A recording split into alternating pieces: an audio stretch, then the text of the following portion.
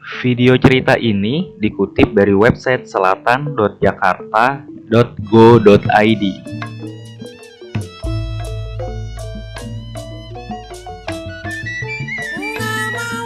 Kebudayaan Betawi secara umum merupakan hasil perkawinan berbagai macam kebudayaan, baik yang berasal dari daerah-daerah lain di Nusantara maupun kebudayaan asing.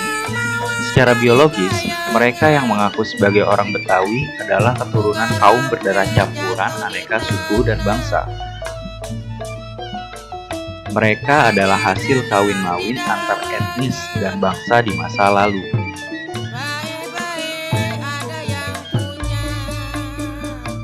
Diawali oleh orang Sunda sebelum abad ke-16 dan masuk ke dalam kerajaan Tarumanegara serta kemudian Pakuan Pajajaran.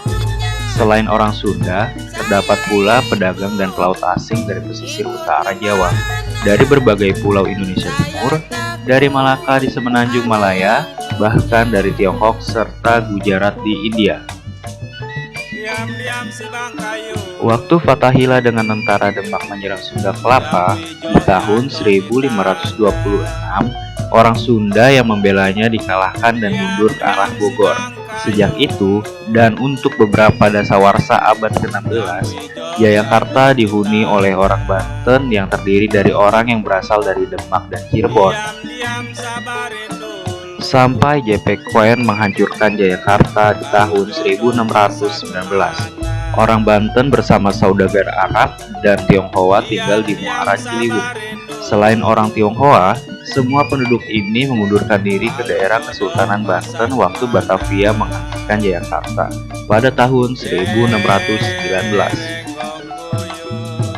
Pada awal abad ke-17, perbatasan antara wilayah kekuasaan Banten dan Batavia mula-mula dibentuk oleh Kali Angke dan kemudian Cisadane. Kawasan sekitar Batavia menjadi kosong. Daerah di luar benteng dan tembok kota tidak aman, antara lain karena gerilya Banten dan sisa prajurit Mataram pada tahun 1628 yang tidak mau pulang. Beberapa persetujuan bersama dengan Banten pada tahun 1659 dan 1684 dan Mataram 1652 menetapkan daerah antara Cisadane dan Citarum sebagai wilayah kompeni. Baru pada akhir abad ke-17, daerah Jakarta sekarang mulai dihuni orang lagi, yang digolongkan menjadi kelompok budak belian dan orang pribumi yang bebas. Sementara itu, orang Belanda jumlahnya masih sedikit sekali. Ini karena sampai pertengahan abad ke-19 mereka kurang disertai wanita Belanda dalam jumlah yang memadai. Akibatnya, banyak perkawinan campuran dan memunculkan sejumlah Indo di Batavia. Tentang para budak itu, sebagian besar terutama budak wanitanya berasal dari Bali. Walaupun tidak pasti mereka itu semua orang Bali, sebab orang Bali tempat singgah budak belian yang datang dari berbagai pulau di sebelah timur.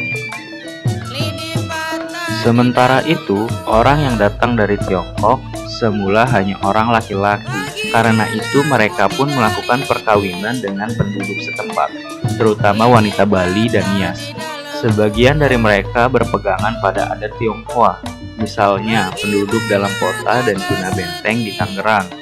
Sebagian membaur dengan pribumi, terutama orang Jawa dan membentuk kelompok Betawi Ora, misalnya di sekitar Parung.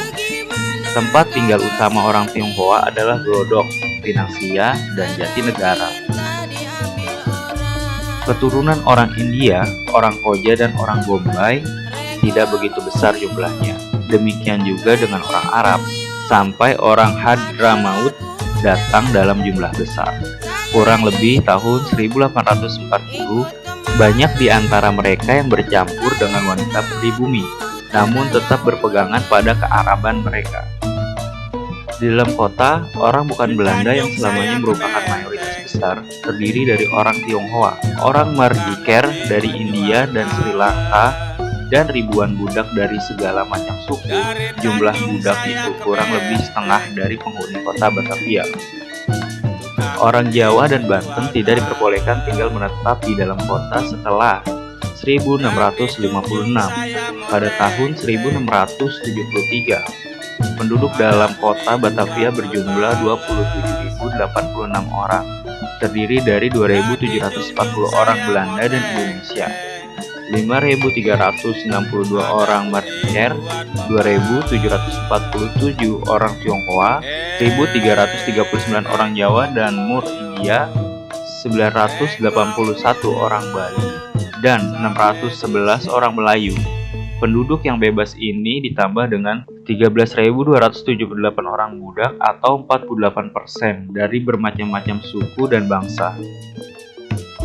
Sepanjang abad ke-18, kelompok terbesar penduduk kota berstatus budak. Komposisi mereka cepat berubah karena banyak yang mati. Demikian juga orang Marjiker, karena itu jumlah mereka turun dengan cepat pada abad itu dan awal pada abad ke-19. Mulai diserap dalam kaum Betawi, kecuali kelompok Tugu, yang sebagian kini pindah di Pejabon, di belakang gereja Immanuel.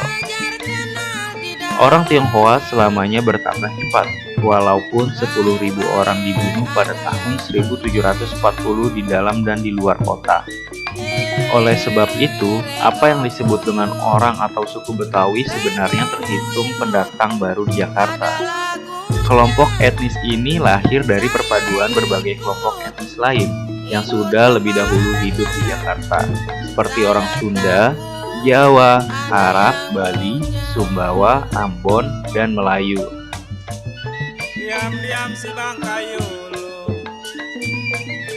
Perkiraan ini didasarkan atas studi sejarah demografi penduduk Jakarta yang dirintis sejarawan Australia Langer Kastle. Di zaman kolonial Belanda, pemerintah selalu melakukan sensus, di mana dikategorisasikan berdasarkan bangsa dan golongan etnisnya. Dalam data sensus penduduk Jakarta pada tahun 1615 dan 1815, terdapat penduduk dari berbagai golongan etnis, tetapi tidak ada catatan mengenai golongan etnis Betawi.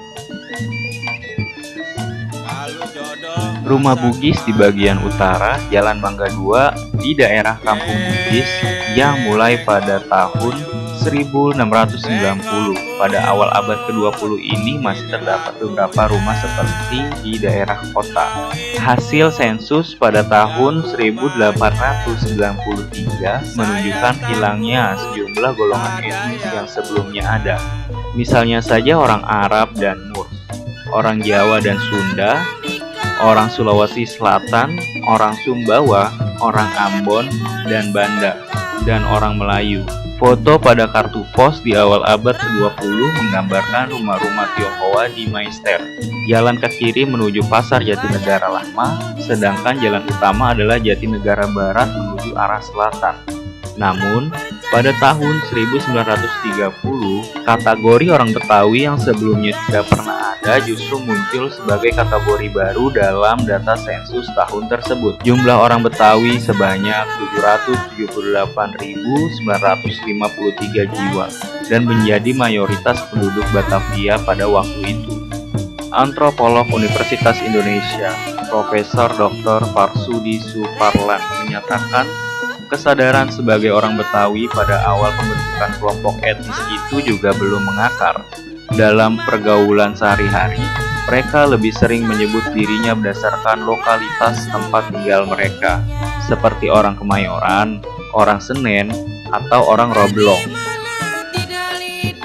Pengakuan terhadap adanya orang Betawi sebagai sebuah kelompok etnis dan sebagai satuan sosial dan politik dalam lingkup yang lebih luas, yakni Hindia Belanda, baru muncul pada tahun 1923 saat Muhammad Husni Tamrin, tokoh masyarakat Betawi, mendirikan perkumpulan kaum Betawi.